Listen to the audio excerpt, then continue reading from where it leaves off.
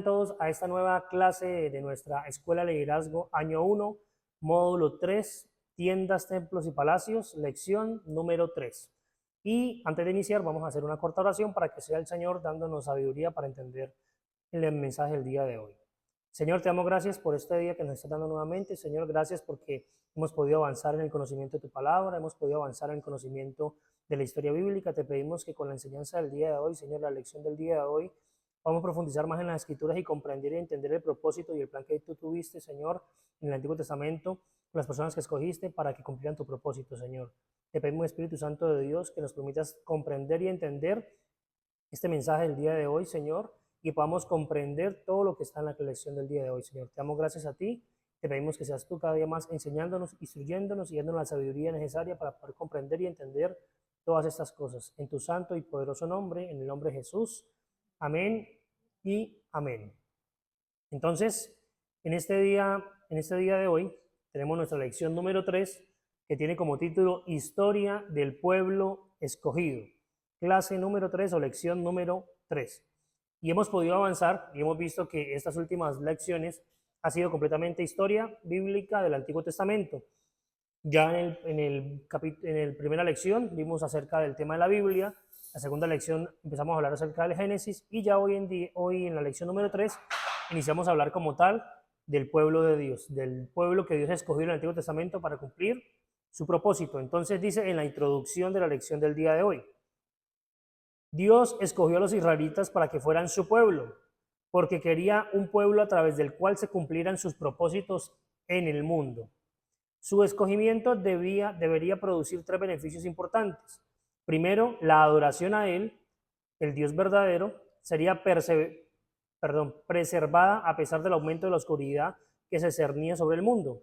Segundo, su palabra escrita, las Santas Escrituras, sería conservada y transmitida a las generaciones futuras. Y tercero, el linaje de los antepasados del Redentor, nuestro Señor Jesucristo, el linaje de los antepasados del Redentor, nuestro Señor Jesucristo, debía continuar. Entonces, en esta introducción del día de hoy, lo que vamos a ver simplemente es el por qué Dios escoge un pueblo, cuál es la razón por la que Dios escoge el pueblo y qué fue lo que Él quería que el pueblo cumpliera. Y esto es lo que en la clase del día de hoy, en la lección del día de hoy, vamos a empezar a estudiar. ¿Listo? Entonces, viendo el primer punto, que tiene como título, se da una esperanza. Entonces recuerde que lo último que vimos fue el diluvio, ¿cierto? ¿Qué pasó? El Señor destruye la tierra por medio de un diluvio universal y queda una familia llamada la familia ¿de quién? De Noé, ¿cierto? Que como dijimos la clase pasada, que habían quedado los hijos de Noé, que eran Sem, Ham y Jafet, Sem, Can y Jafet, y por medio de ellos y de Noé iba a haber una nueva raza humana. Entonces, aquí hablamos de que nace una esperanza, y ¿qué vamos a ver en este primer punto? En el punto A, la oscuridad de los tiempos, y es que por causa del pecado del hombre, Dios destruyó la humanidad, vuelve otra vez a tener una oportunidad, pero nuevamente, ¿qué pasó?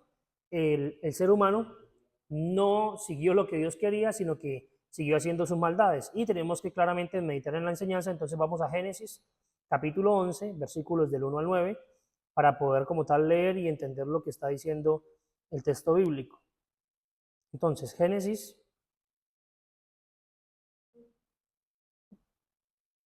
capítulo 11, versículo del 1 al 9, que dice lo siguiente. En ese entonces se hablaba un solo idioma en la tierra. Al emigrar al oriente, la gente encontró una llanura en la región del Sinar, y allí se asentaron. Un día se dijeron unos a otros, vamos a hacer ladrillos y a coserlos al fuego. Fue así como usaron ladrillos en vez de piedras y asfalto en vez de mezcla. Luego dijeron, construyamos una ciudad con una torre que llegue hasta el cielo. De ese modo nos haremos famosos y evitaremos ser dispersados por toda la tierra. Pero el Señor bajó para observar la ciudad y la torre que los hombres estaban construyendo. Y se dijo, todos forman un solo pueblo y hablan un solo idioma. Esto es el comienzo de sus obras. Y todo lo que se propongan lo podrán lograr. Será mejor que bajemos a confundir su idioma para que ya no se extienda entre ellos mismos. De esta manera el Señor los dispersó desde allí por toda la tierra y por lo tanto dejaron de construir la ciudad. Por eso a la ciudad se le llamó Babel, porque fue allí donde el Señor confundió el idioma de toda la gente de la tierra y donde los dispersó por todo el mundo. Entonces, en este relato de Génesis 11, del 1 al 9, ¿qué estamos viendo nosotros? Estamos viendo simplemente de que, aun cuando, lo repetimos, aun cuando hubo el diluvio universal y la gente prácticamente tenía que haber entendido, ¿cierto?, que Dios quería un grupo de personas que cumplieran su palabra, que cumplieran su voluntad, la gente siguió decidiendo hacer el mal y por lo tanto, ¿qué pasó? Vemos que la historia de la Torre de Babel. Entonces, como tal, pues vemos que el juicio de Dios del diluvio no detuvo la rebelión contra Dios. La gente siguió practicando el pecado y siguió viviendo en maldad. Entonces, la gente, ¿qué pasó con la gente en ese momento? Pues hablaba una sola lengua y trazan un plan malvado o absurdo, ¿cierto? Que querían construir una ciudad con una torre inmensa, la cual debía ser conocida como la Torre de Babel, y claramente en referencia a Babilonia, ¿no? Entonces, ¿qué pasa con Dios? Pues Dios simplemente los castiga y la enseñanza nos dice que confunde su idioma común y los esparció por sobre toda la tierra, cada grupo con una diferente lengua.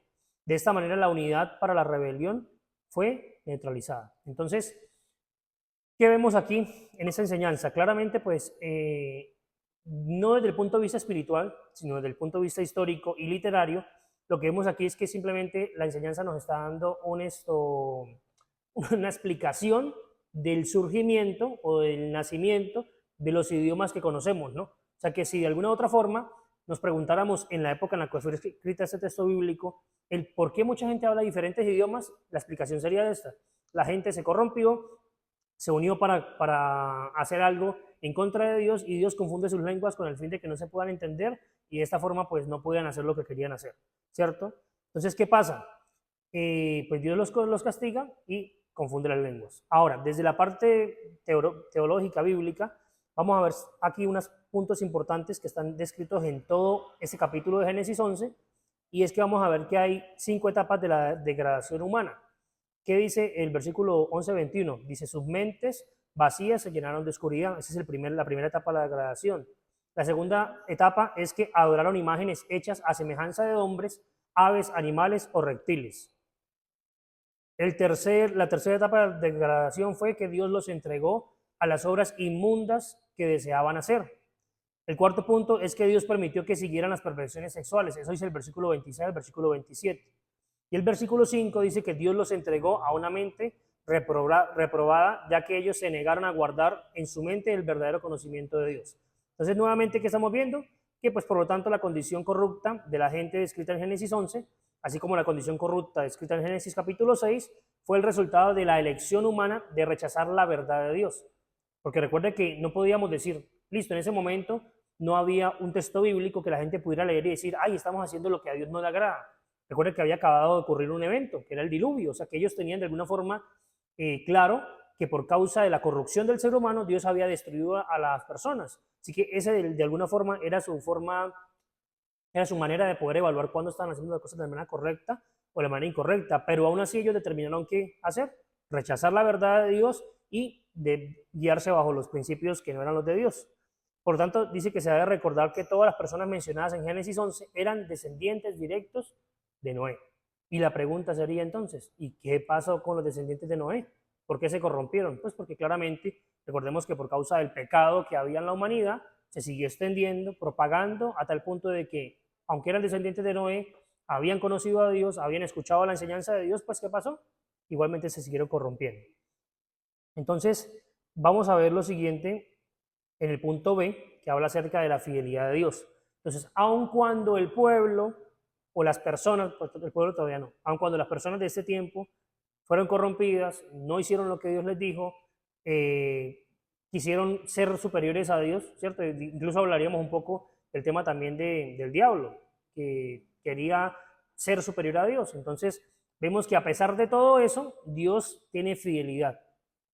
Y Dios tiene todavía un plan redentor para esas personas. Entonces, en el punto B, la fidelidad de Dios, que es Génesis 12, versículo 1 al 3, que lo vamos a leer, dice lo siguiente.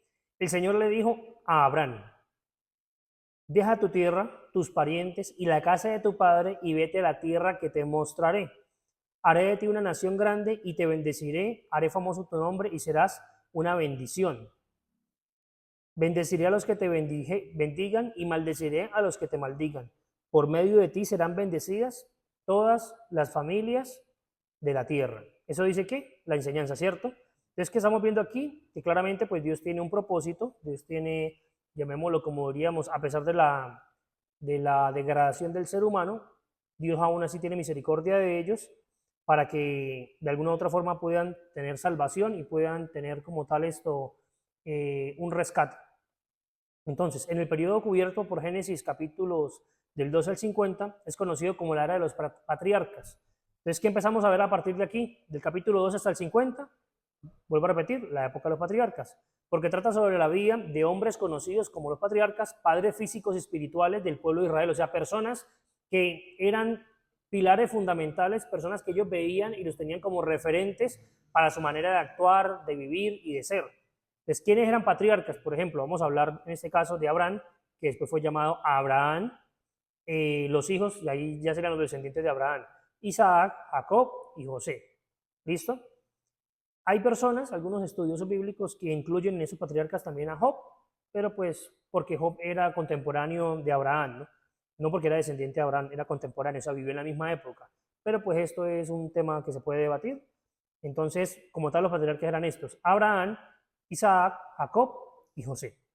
Entonces, eso es lo que estamos viendo ahí. Entonces, aunque estas personas que vamos a ver como los patriarcas claramente tuvieron debilidades, tuvieron errores humanos, aún así fueron sensibles al amor de Dios. Ellos creyeron en las promesas de Dios, le obedecieron a Dios y experimentaron personalmente su presencia y les fue dada una gran esperanza para el futuro. Entonces, usted va a ver que todos estos patriarcas no fueron perfectos, ¿cierto? ¿Qué pasó con ellos? Tuvieron debilidades, tuvieron problemas, tuvieron situaciones complicadas y aún así siguieron adorando a Dios. Y vamos a empezar a hablar un poquito, no diríamos del más importante, bueno, sí, el más relevante de todos los patriarcas, en este caso sería Abraham, que hasta el día de hoy en el Nuevo Testamento, en el Nuevo Pacto, seguimos de alguna otra forma teniendo una referencia sobre Abraham, ¿cierto? Entonces la pregunta es, ¿quién era Abraham? ¿De dónde venía Abraham? Entonces, Abraham pertenecía a la familia de Taré, que vivía en la ciudad de Ur de Babilonia, o lo que también llamaban Ur de los Caldeos, ¿no? Que es Babilonia. Después del diluvio, esta área llegó a ser gobernada por los sumerios, un pueblo que no era semita, pero después un pueblo que sí era semita, llamado los acadios, conquistó como tal esa región. La cultura de la cual Abraham salió probablemente existió en esta área del mundo por más o menos 1000 años. O sea, la gente con la que él se rodeó, su cultura, sus creencias, más o menos podían tener una antigüedad de 1000 años. Ahora, dice que Abraham fue descendiente de Noé por la línea de Sem, ¿cierto? Uno de los hijos de, ¿quién? De Noé. Porque era Sem, Can y Jafet.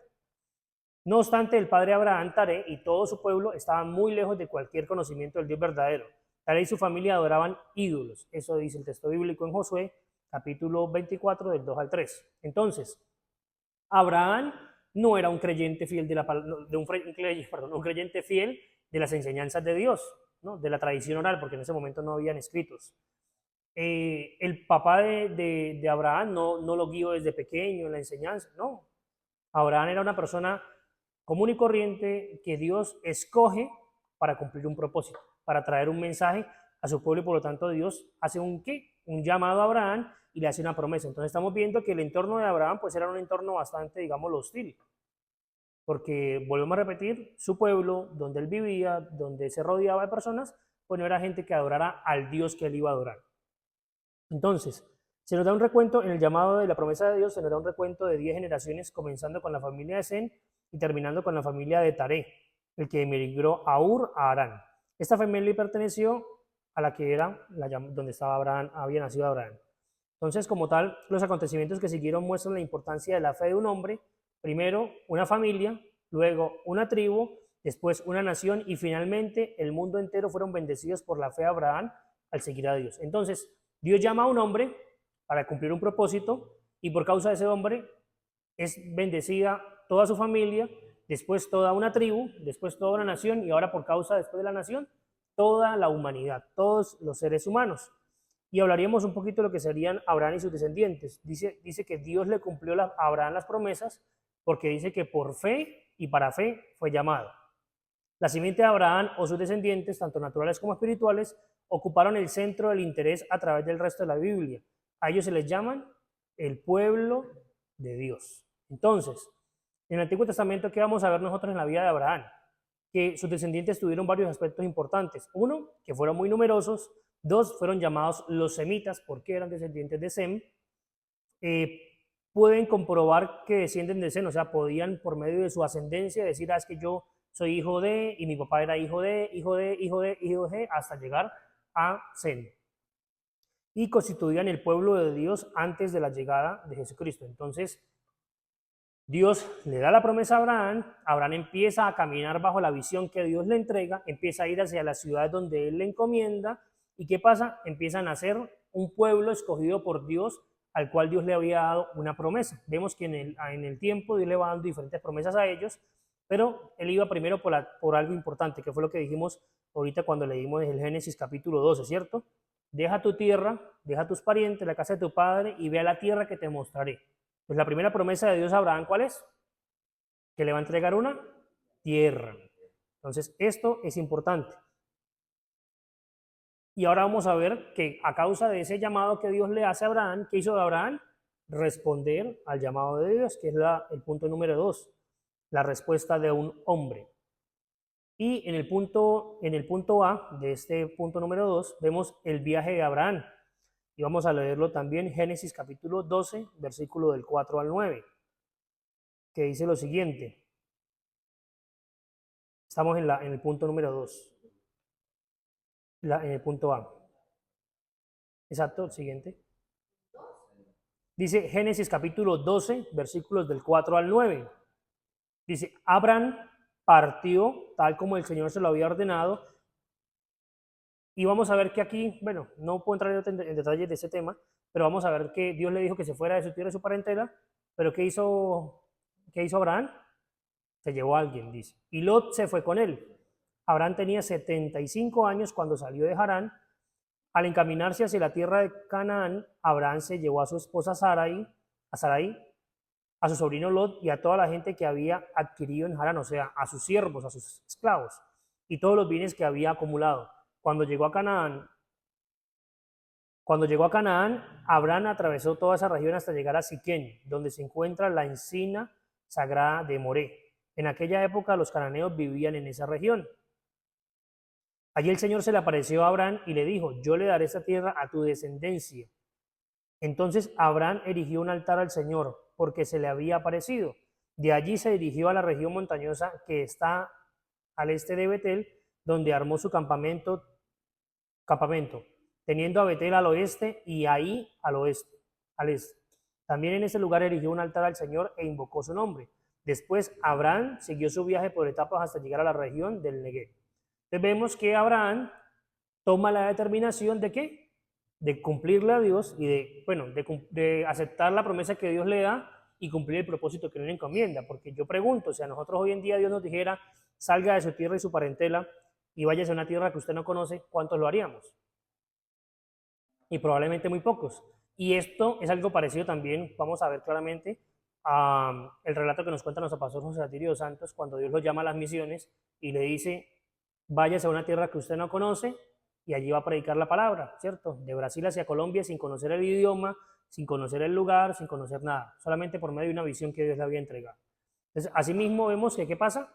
Que claramente Dios, pues, empieza a seguir y ¿cómo se dice?, a apoyar lo que Abraham está haciendo porque Dios le había dicho que lo hiciera.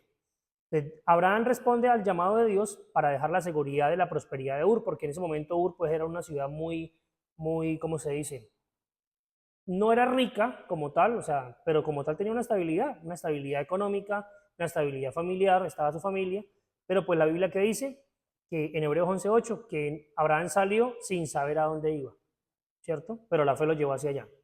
Dice que Dios le había prometido un lugar y pacientemente lo buscó y esperó. Él esperaba encontrar una ciudad diseñada y construida por Dios, la ciudad de fundamentos permanentes, eso dice en Hebreos 11:10.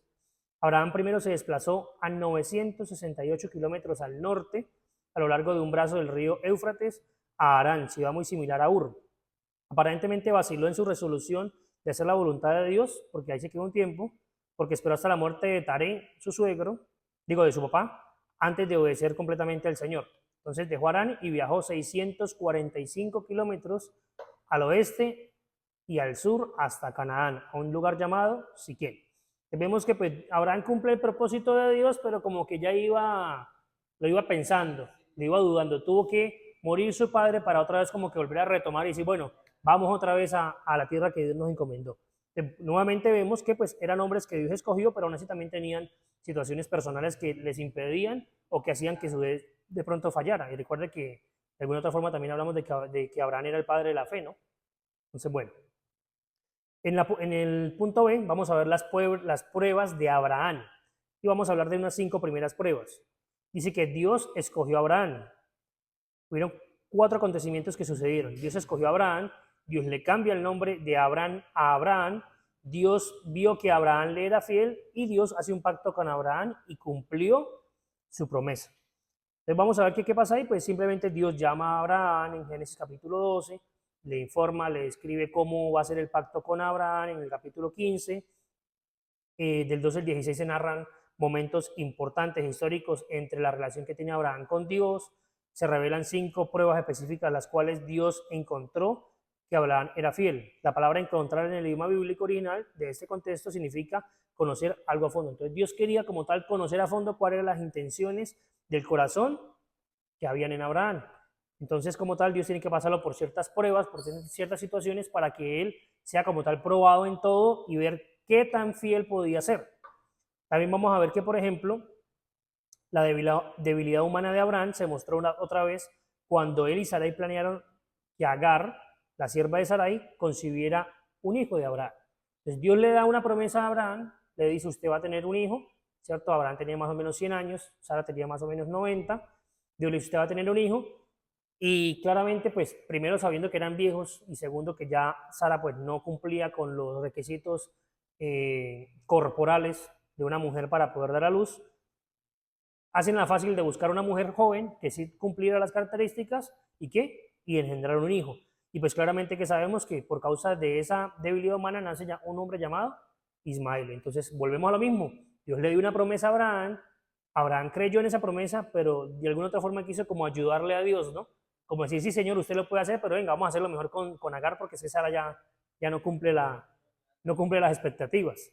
Entonces, aún así, Dios perdona la actitud de Abraham y cumple su propósito de que su esposa Sara a los 90 años tenga un hijo. También vamos a ver que en este caso, cuando Dios empieza a hablar con Abraham, le habla también acerca del tema de la circuncisión, que fue instituido como una señal o un sello del pacto que Dios había hecho con Abraham. Al realizar y recibir la circuncisión, Abraham mostraba su conformidad con el pacto, admitiendo en su vida el señorío de Dios. La destrucción de Sodoma y Gomorra, que se ve en Génesis 18 al 19, vemos también el incidente con Abimelech, Génesis 20, el nacimiento de Isaac, el hijo de la promesa en Génesis 21, la muerte de Sara en Génesis capítulo 23, dice que fueron eventos que ocurrieron durante todo este tiempo en el que vemos que Dios trabajó con Abraham, ¿cierto? Pero fue todo un proceso. Y para completar ya de todo lo que había vivido Abraham, pues sabemos que ¿qué pasa? Dios le pide a Abraham, ¿qué? Una última prueba. Y en esa prueba, ¿qué hace Dios? Le pide claramente, pues, a su único hijo, el hijo de la promesa, a Isaac. ¿Qué hace Abraham? Pues tiene la fe de que lo va a ir a entregar a Dios, que lo va a ir a matar, a entregarlo a Dios, pero que Dios de alguna forma se iba a proveer. Y pues sabemos que esto también sería un tema de un protoevangelio, ¿no? De que este sacrificio que iba a hacer Abraham con su hijo Isaac simplemente era algo que iba a pasar mucho tiempo después, con Dios entregando a su unigénito hijo en la cruz del Calvario por la muerte de nosotros. Pero en el caso de Abraham, Dios proveyó un carnero, perdón, se proveyó un sacrificio, pero en el caso bueno, y no murió Isaac, pero en el caso de Jesús, sí, Dios se proveyó un cordero que tenía que morir. Entonces, por lo tanto, vamos a ver que cuando Abraham cumple esto, Dios reafirma su promesa con él. ¿Y qué hace Dios? En Génesis 22, 16 al 17, Dios le dice, por mí mismo he jurado que por cuanto has hecho esto y no me has rehusado a tu hijo, tu único hijo, de cierto te bendeciré y multiplicaré tu descendencia hasta las estrellas del cielo. Entonces un señor que tiene más de 100 años, que tiene un hijo relativamente joven, pequeño, ¿cierto?, que fue engendrado y parido por una mujer de más de 90 años, Dios le dice, por medio de ese único hijo, yo le voy a usted hacer que tenga muchísima descendencia a tal punto que van a ser como las estrellas de los cielos. Y vamos a ver un punto A, que dice descendientes de Abraham. y vamos a ver de manera un poco rápida algunos de los descendientes de Abraham, en este caso Isaac, Jacob y José. Entonces sabemos que en este caso nace Isaac, que Isaac pues claramente ya dijimos es hijo de Abraham y Sara. Dice que Isaac desempeñó un papel muy importante en los planes de Dios. Abraham vio que Isaac no debía casarse con una mujer cananea y le encomienda a un siervo llamado Eliezer, y que era sirviente de Abraham, para que siguiera unas instrucciones, y le lleva a Isaac una esposa que es de entre los familiares de Abraham, porque no querían que se casara con una persona que no fuera de su mismo linaje, ¿cierto? De su misma familia. ¿Y qué pasa? Pues que Dios confirma su pacto con Isaac en Génesis 26:3, y a través de Isaac fueron traspasadas las promesas de Dios a su siguiente hijo, que fue Jacob. Pero recuerde que Jacob no era el primogénito, ¿no? ¿El primogénito era quién? ¿Quién era el primogénito de Isaac? Esaú. Pero recuerde que la Biblia enseña que Esaú vendió la primogenitura por un plato de lentejas, por lo tanto ahora la promesa que iba a ser para Esaú era ¿sobre quién? Sobre Jacob. Pues aquí lo interesante es que, decía un pastor en estos días, que aquí lo interesante no era por qué Dios había desechado a Esaú, ¿cierto? Dice que a Esaú aborrecí y a Jacob amé. ¿Por qué Dios desechó a Esaú? Sino porque Dios amó a Jacob. Si Jacob tenía todos los errores que usted puede imaginarse, estaban en Jacob. Y aún así la palabra dice que Dios amó a Jacob. Entonces, a pesar de sus errores, Jacob valoró las bendiciones del pacto de Dios. Parecía estar muy entusiasmado por la promesa de Dios de una nación que bendeciría al mundo. Al leer su historia notamos que tuvo que experimentar las consecuencias de su pecado, como todo hombre lo hace. Dios lo probó y lo castigó, lo cual dio como resultado un crecimiento en su vida y lo trajo como a un hijo. Lo trató como un hijo, dice en Hebreos capítulo 12, versículo 5. Y recuerde que a Jacob Dios también le cambia el nombre y le llama Israel. Muy bien. Después de Jacob sabemos que tiene varios hijos, entre los cuales nace uno llamado José. Y la historia ilustra la providencia de Dios que por medio de José, la que también nosotros podemos experimentar. José tenía 17 años cuando fue vendido como esclavo a los egipcios. A la edad de 30 se convirtió en gobernador de Egipto. 10 años después entraron en Egipto su padre Jacob y el resto de su familia, y durante ese tiempo, cuando hubo gran escasez, toda la familia de Jacob, ¿cierto?, fue bendecida por medio de ¿quién? De José. Se calcula que más o menos en ese momento, cuando ellos entran a Egipto, la familia de José, o sea, que eran los hijos de Jacob y sus esposas y sus hijos, se calcula que más o menos o aproximadamente eran unas 70 personas. Entonces vamos a ver lo siguiente aquí en estos, de manera rápida, como un resumen de esas tres personas. Tres personas a las que Dios usa, ¿cierto? Tres personas a las que Dios les reafirma el pacto que hizo con su padre, con su antepasado Abraham. Tres personas a las que Dios les pasa por procesos, y sobre todo, personas que pasaron procesos de bastante tiempo, ¿cierto? Y a veces nosotros nos preocupamos y decimos, ay Señor, pero mire yo cuánto tiempo tengo y todavía no hago el propósito. No, tranquilo.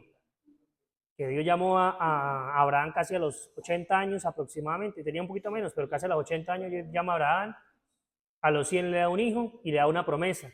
Entonces, si usted tiene menos de 100 años, todavía está a tiempo de cumplir el propósito, ¿cierto? Y como vemos también, José a los 17 fue llevado esclavo y hasta los 30 salió de todo ese proceso que vivió. O sea, 13 años que vivió donde hablaron mal de él, lo encarcelaron, pero siempre dio un buen testimonio y un buen ejemplo. Así que José claramente es un ejemplo de una persona que cumple como tal a cabalidad el propósito de Dios. Y bueno, a raíz de esto, ya viene el tercer punto que dice, nace una nación.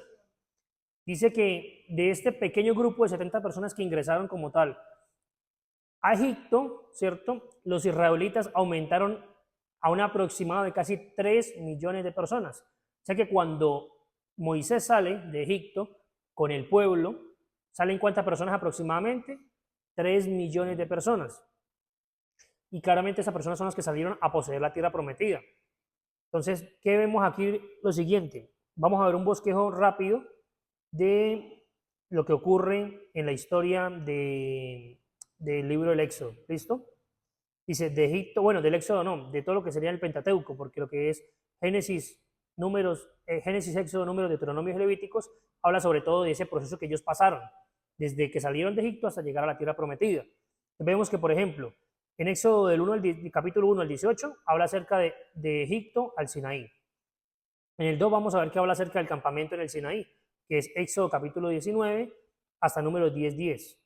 En el viaje en el desierto hablamos de número 10, capítulo 10, versículo 11 al 21, y el campamento en Moab desde número 22 hasta Deuteronomio 34. Entonces es toda la historia de lo que ocurrió y pasó y aconteció mientras que ellos llegaban como tal a la tierra prometida.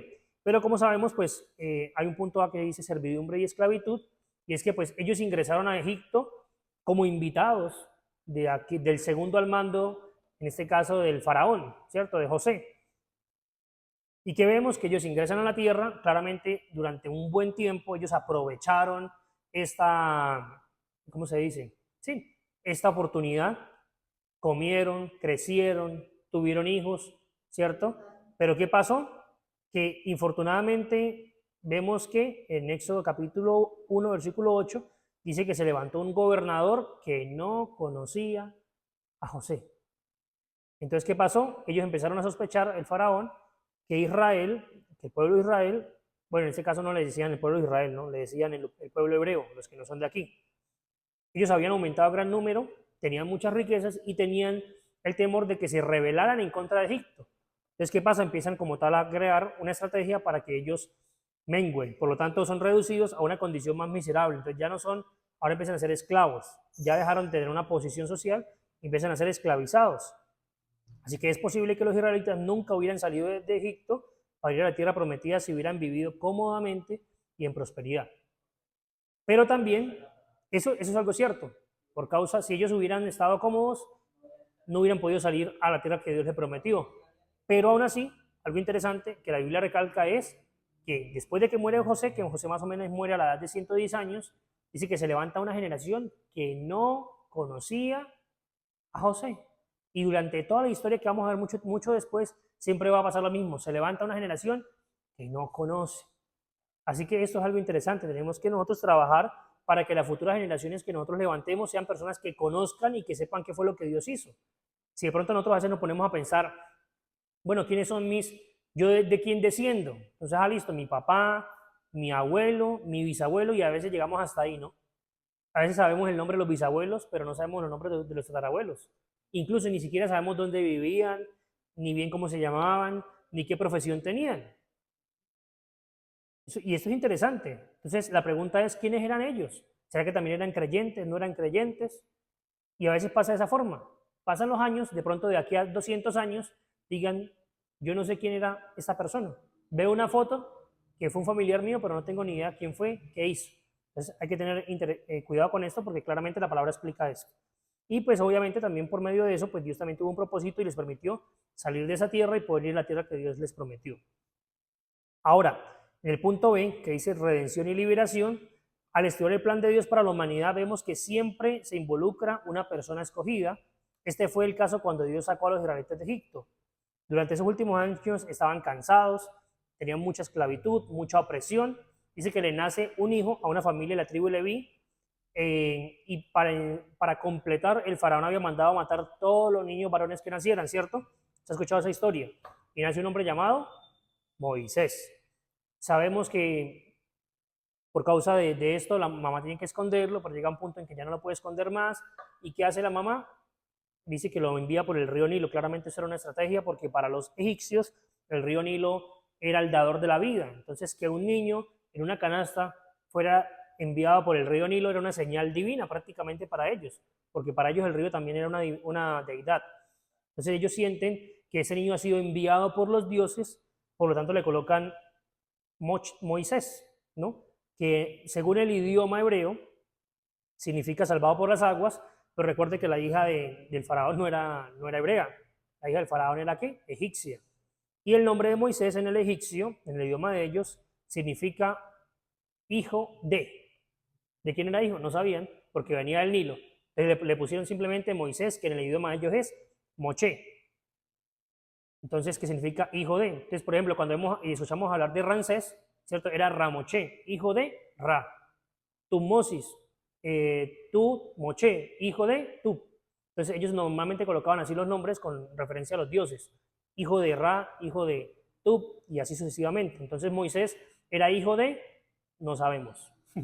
Entonces, eso significaba el nombre de Moisés, Moché. Ahora vemos como tal que la vida de Moisés pues es una vida que conlleva muchas situaciones bien interesantes y por lo tanto vamos a entender lo siguiente, es que los acontecimientos de la vida de Moisés nos llevan a concluir que su madre le enseñó cosas acerca de su pueblo y del Dios viviente del cual él nunca olvidó.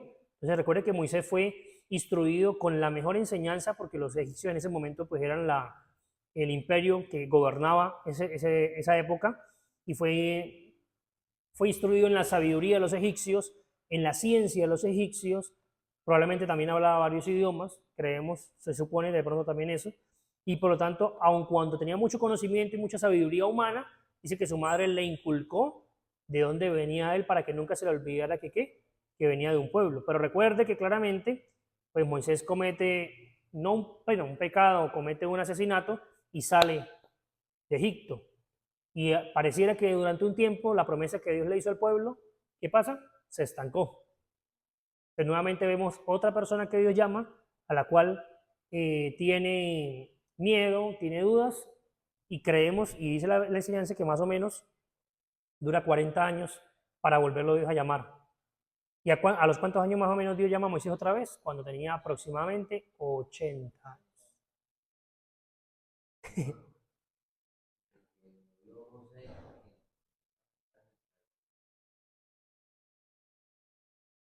Más o menos 400 años. O sea, bueno, aproximadamente, es un poquito menos, sí, para ser aproximados, pero más o menos es un poquito menos de tiempo, pero se calcula que cuando ellos ingresan en la época de José, José entra a los 30 años a gobernar, muere a los 110, o sea que José más o menos estuvo 80 años vivo, ¿cierto? Después de que muere José, dice que tiempo después nace un gobernador que no conoce a José y esclaviza al pueblo, más o menos por casi 400 años. Y allí es donde, a pesar de la esclavitud, a pesar de la opresión, el pueblo se multiplica y se multiplica hasta el punto que cuando salen de Egipto son aproximadamente 3 millones de personas. O sea que de 70 personas se multiplicó en 400 años, ¿a cuántos? A 3 millones. Entonces, y sabemos que Moisés se había ido, se había escapado, estaba en otro lugar diferente, y Dios por allá bien lejos lo llama y le dice, venga Moisés, he escuchado gemir a mi pueblo, he escuchado al pueblo que está ya llamando, clamando por mí, así que le dice, se le presenta y le dice, Abraham, yo soy el Dios de tu padre, Dios de Abraham, Dios de Isaac y Dios de Jacob. O sea, recordándole de dónde viene, ¿no? Porque él sabía de dónde venía. Y Dios lo que hace es recordarle de dónde viene la promesa que había hecho a los patriarcas y por lo tanto le encomienda como tal un nuevo camino, una nueva ordenanza y es ir y buscar al pueblo, pedir la liberación y sacarlos de la esclavitud de Egipto. ¿Y qué hizo Moisés durante otros 40 años? Llevar al pueblo por el desierto. Entonces vemos que los procesos de Abraham fueron de 40 en 40, ¿no? Interesante. Entonces, si a veces nosotros nos estresamos un poquito, nos preocupamos cuando llevamos 2 años, 3 años y no cambian las cosas, ahora imagínense 40, 30, 20. Entonces, yo digo algo y es que aun cuando tengamos cierta edad, de pronto hasta muy avanzada, Dios todavía tiene propósito para nosotros. Porque si a los 90 Dios le prometió a Sara que iba a tener un hijo y a los 80 le dijo a Moisés que iba a liberar un pueblo, nosotros estamos literalmente jóvenes, ¿cierto? Así que solamente sigamos cumpliendo la palabra de Dios, sigamos cumpliendo su propósito, sigamos preparándonos y capacitándonos para que cuando Dios nos llame lo hagamos con excelencia. Entonces, esta ha sido la lección del día de hoy. Espero que les haya gustado y por favor sigan de manera atenta realizando las evaluaciones hasta la fecha. Bendiciones.